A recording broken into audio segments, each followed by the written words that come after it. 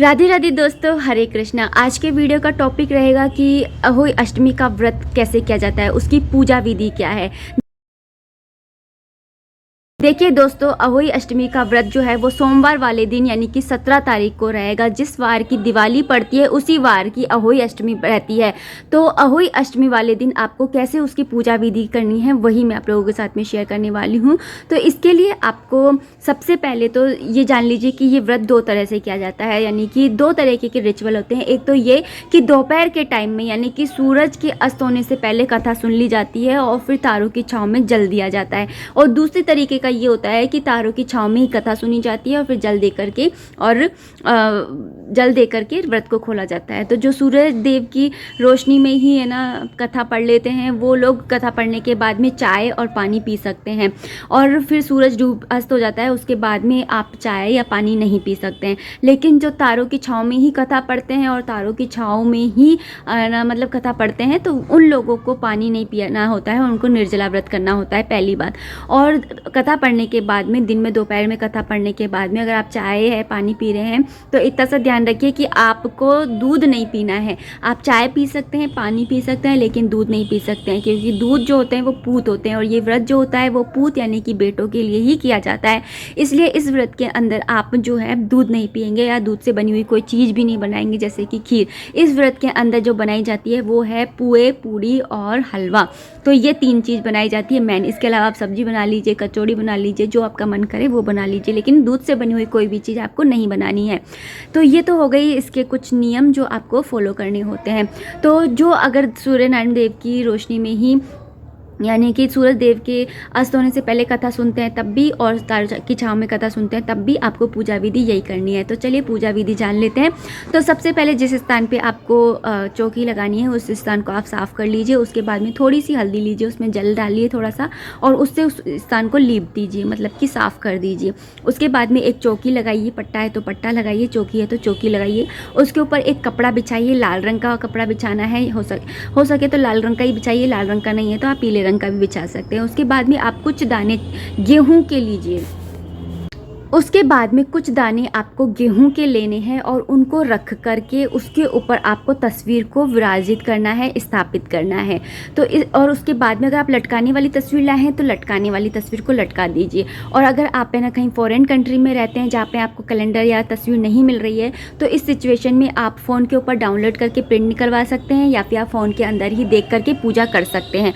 तो इस तरह से आप है ना उसकी माता रानी की स्थापना कर लीजिए।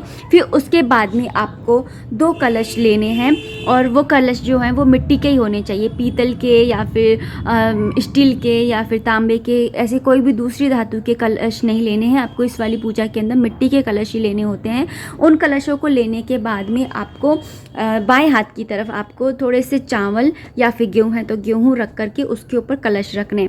और जो कलश है उनके ऊपर उनके अंदर भरना क्या है, देखिए दोस्तों, कुछ लोग होते हैं, जैसे मैंने कहा कि हर घर के अपने रिचुअल होते हैं, तो आप अपने बड़ों से पूछिए कि क्या रिचुअल है।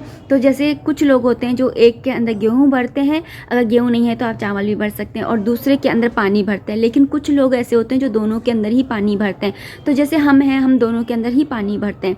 तो अगर पानी भर रहे हैं तो कोई सा भी ऊपर नीचे रख लीजिए, लेकिन अगर एक में गेहूं या चावल भर रहे हैं और दूसरे में पानी, तो नीचे आपको गेहूं या चावल वाला रखना है और उसके ऊपर गेहूं वाला रखना है। उसके बाद में आप उसको कवर कर देना है, यानी उघड़ा नहीं रखना है, उसके ऊपर कुछ सी चीज़ से आप उसको ढक दीजिए। ढकने के बाद में आपने जो पुए बनाए हैं और पूड़ी बनाई है वो उसके ऊपर रख दीजिए। और स्याऊ माता की माला होती है, मतलब एक चांदी का वो बना होता है पेंडल सा, चौकोर सा, और उसके ऊपर स्याऊ बने होते हैं, वो माला आपको वो पहनानी होती है। उस माला को इस पूजा में रखना होता है, वो मैन होती है, उसकी पूजा मैन होती है। उसके बाद में आपको जो है एक थाली लगानी है जिसके अंदर आपको भोग रखना है, और एक थाली लेनी है जिसके अंदर आपको फल रखने हैं। फल हो सके तो आप हरे रखिए, हरे का मतलब आपकी गोद हरी भरी रहे, इसलिए हरे फल रखिए। उसके अलावा एक पूजा की थाली रखिए जिसके अंदर आपको रोली, चावल और फूल रखने हैं और थोड़े से गेहूँ भी रखने हैं, थोड़े से मतलब कि कथा सुनने के लिए रखने होते हैं। तो और दूर्वा होती है वो भी आप रख दूर्वा हो तो अगर दूर्वा मिल जाए तो दूर्वा भी रखिए। तो मैं बिल्कुल सिंपल सी बता रही हूँ जो कोई भी कर सकता है, और अगर विदेश में तब भी आप कर सकते हैं। तो उसके बाद में आपको पूजा स्टार्ट करनी है। एक आसन बिछा लीजिए, उसके ऊपर आप बैठ जाइए। बैठने के बाद में सबसे पहले आप एक लोटा भी रखिए जो पूजा का है, आपने रोली चावल रखे हैं, उसके साथ में एक तांबे का या पीतल का लोटा रखिए, उसके अंदर जल रखिए। उस लोटे से आप उन पानी लेकर के और स्नान करा दीजिए, मतलब छींटे लगा दीजिए। छींटे लगाने के बाद में आप उनको कुछ पहनाइए, यानी कि जैसे मोली होती है तो मोली वस्त्र रूप में पहना सकते हैं, चुनरी है तो आप चुनरी भी पहना सकते हैं। उसके बाद में रोली से और चावल से तिलक लगा दीजिए, और उसके बाद में आप उनको माला पहना दीजिए, फूल अर्पण कर दीजिए। उसके बाद में आपको हाथ के अंदर गेहूँ लेने हैं, दूर्वा है तो दूर्वा रखिए और फूल है तो फूल रखिए। अगर आपके पास में फूल नहीं है, दूर्वा नहीं है, तो आप खाली गेहूँ, और अगर गेहूँ भी नहीं है तो खाली चावल रख करके हाथ में लेकर के और फिर आपको कथा पढ़नी है। कथा की किताब अगर आपके पास नहीं है तो आप यूट्यूब पे कोई भी वीडियो चला सकते हैं, उससे सुन सकते हैं, या फिर आप गूगल से भी पढ़ करके सुन सकते हैं। कथा पढ़ लेनी है। कथा पढ़ लेने के बाद में जो आपने ये हाथ में गेहूँ रखे हैं इनको कहीं पर उठा करके रख दीजिए, या तो फिर जहाँ पर आपके खोए नहीं, या फिर आपने जिस भी लुगड़े को ओढ़ करके सर पे ओढ़ करके और कथा सुनी है उसमें इसको ऐसे रख करके और इनको आपको गांठ लगा करके रख लेना है। ये खोने नहीं चाहिए, क्योंकि जब आप है ना रात के टाइम में जैसे आप गांठ लगा करके रख लीजिए, फिर कहीं पर भी घूम नहीं होते। तो फिर रात के टाइम में जब आप तारों की छाँव में अर्घ देंगे, तारों को दर्शन दे करके, और जब आप अर्घ देंगे तो आपको इनको खोल करके इनको हाथ में ले करके और फिर यूँ अर्घ देना होता है, पानी डाल करके अर्घ देना होता है इनको हाथ में ले करके। और उसके बाद में ना अर्घ, मतलब आपने कथा सुन ली, उसके बाद में गांठ लगा के रख लीजिए, और फिर उसके बाद में आप माता रानी को भोग लगा दीजिए। कलश के ऊपर भी टीका लगा दीजिएगा। मैं स्टार्टिंग में जब आपने माता रानी के लगाया उसी समय दोनों कलश पे भी आपको टीका लगाना है, और जो स्याऊ की माला होती है उनके ऊपर भी टीका लगाना है। और जो स्याऊ का पोस्टर होता है उसके अंदर चाँद, सूरज ये भी बने होते हैं, 7 औरतें बनी हुई होती है, स्याऊ बने हुए होते हैं, गणेश जी बने हुए होते हैं, मोर बने हुए होते हैं, इन सबको टीका करना है, इन सबको भोग लगाना होता है। तो ये सब भोग लगाने के बाद में आपको ऊपर जाना है, तारों के दर्शन करने हैं, उनको जो आपने बांधे थे गेहूँ वो हाथ में लेकर के, और आपको पानी से अर्घ देना होता है। और कुछ जगह पे सीख भी लेते हैं, तो आप सीख और वो दाने लेकर के और फिर अर्घ दे सकते हैं। उसके बाद में रोली चावल से तारों की पूजा करिए, दीप दिखाइए, परिक्रमा लीजिए। उसके बाद में नीचे आकर के एक बार फिर से माता रानी को प्रणाम कीजिए।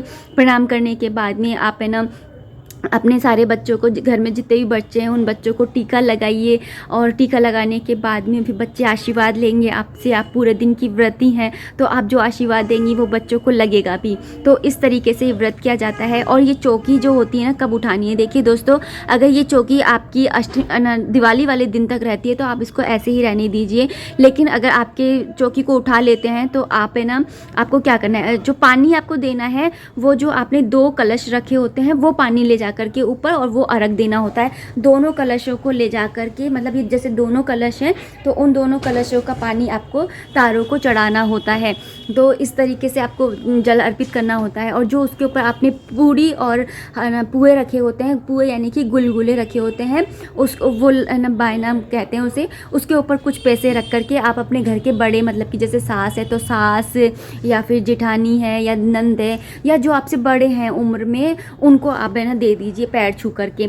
तो इस तरह से ना ये व्रत किया जाता है। तो ये थी पूरी पूजा विधि। अगर आपको कोई भी दुविधा हो या कुछ समझ में नहीं आया हो तो आप कमेंट बॉक्स के थ्रू मुझे पूछ सकते हैं। मैं ना आपको कमेंट्स का रिप्लाई करने की पूरी कोशिश करूँगी। और आपने ये वीडियो लास्ट तक देखा इसके लिए थैंक यू सो मच। मिलते हैं नेक्स्ट वीडियो में। राधे राधे, हरे कृष्णा।